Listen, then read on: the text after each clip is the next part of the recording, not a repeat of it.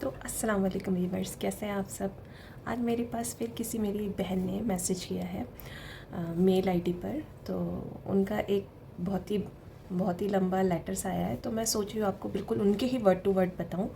तो मैंने लिख लिया था उसको कहीं पर, तो आपको मैं पूरा पढ़ के बताऊँगी। और आप मुझे प्लीज़, आप लोग भी कमेंट्स किया करें, आप कोई सोल्यूशन दें उनके प्रॉब्लम्स का। मैंने पिछले में भी डाला था, किसी ने कोई कमेंट नहीं किया। तो आपसे चाहिए मुझे कमेंट्स, आप कोई सजेशन दें, आप कोई राय दें अपनी। तो मैं बताती हूँ, मैं आपको पढ़ के ही बताऊँगी जो क्योंकि वर्ड टू वर्ड ज़्यादा अच्छा होता है। वो अपने फीलिंग्स में लिखते हैं और मैं अपनी तरफ से बताती हूँ, तो उनकी फीलिंग्स के साथ पढ़ना ज़्यादा बेटर रहेगा। तो उन्होंने लिखा है, दीदी मेरी ना बड़ी बहन है जिसकी शादी को पूरे 8 साल हो चुके हैं, ठीक है। तो उनके 2 बच्चे हैं। उनकी शादी के कुछ टाइम बाद ही उन लोगों में लड़ाई झगड़ा होना स्टार्ट हो गया, ठीक है। तो मेरे जीजू शराब पीते हैं। वो काफ़ी टाइम बाद पता चला, शादी के काफ़ी टाइम बाद पता चला कि उनके जीजू शराब पीते हैं, बहन के हस्बैंड। तो मेरी दीदी को हम फैमिली वालों ने अपने घर बुला लिया, मतलब लड़ाई झगड़ा हुआ तो उन्होंने अपने घर बुला लिया। कुछ टाइम बाद दोनों फैमिली में सलाह मशवरा हुआ। फिर जीजू ने बोला मैं बिल्कुल शराब पीना छोड़ दूंगा। तो मेरी दीदी अपने ससुराल वापस चली गई। तो फिर काफ़ी टाइम तक जीजू ने शराब को हाथ नहीं लगाया और फिर से वही उनकी सारी हरकतें दोबारा से स्टार्ट हो गई। वो फिर वही मार पीट ये सब लड़ाई झगड़ा करने लगे। फिर ऐसे ही आना जाना चलता रहा। अब कुछ टाइम से जीजू मेरी दीदी के साथ मारपीट भी करने लगे हैं।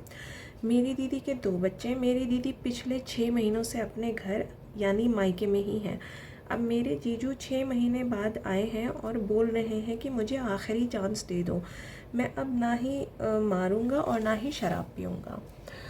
तो बेसिकली लड़की यही पूछना चाह रही है कि इतना सब कुछ होने के बाद, इतने लड़ाई झगड़ा, इतना आना जाना, फैमिली इन्वॉल्व होना, और फिर दोबारा से वो अब यही चाह रहे हैं कि वो लड़का चाह रहा है बच्चों की वजह से कि मतलब सब एक साथ हो जाए दोबारा से। अब वो मना कर रहा है लड़का कि मैं अब मार झगड़ा लड़ाई पीट ये सब नहीं करूँगा।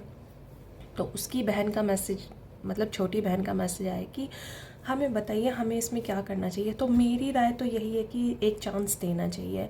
मैं मानती हूँ लड़कियाँ बहुत मेंटली टॉर्चर होती हैं, मैं इस चीज़ को समझ सकती हूँ, लेकिन 2 बच्चे हैं तो 2 बच्चों की ज़िंदगी के साथ खिलवाड़ नहीं करना चाहिए। क्योंकि एक बार अगर पेरेंट्स सेपरेट हो जाते हैं ना, हाँ मैं ये नहीं कह रही आप बार बार आप उनको मौका दो, आप बार बार मौका मत दो, लेकिन अगर वो लास्ट चांस मांग रहे तो प्लीज़ उनको लास्ट चांस दो।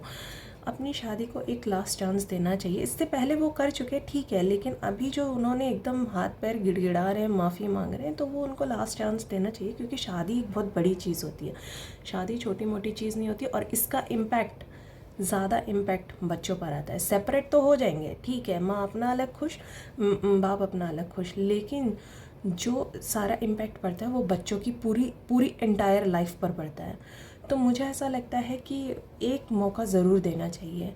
तो आप लोग भी बताइए, आप लोगों की क्या राय है, क्या सलाह मशवरा देना चाहेंगे इन बहन को, इनकी बहन की दीदी को।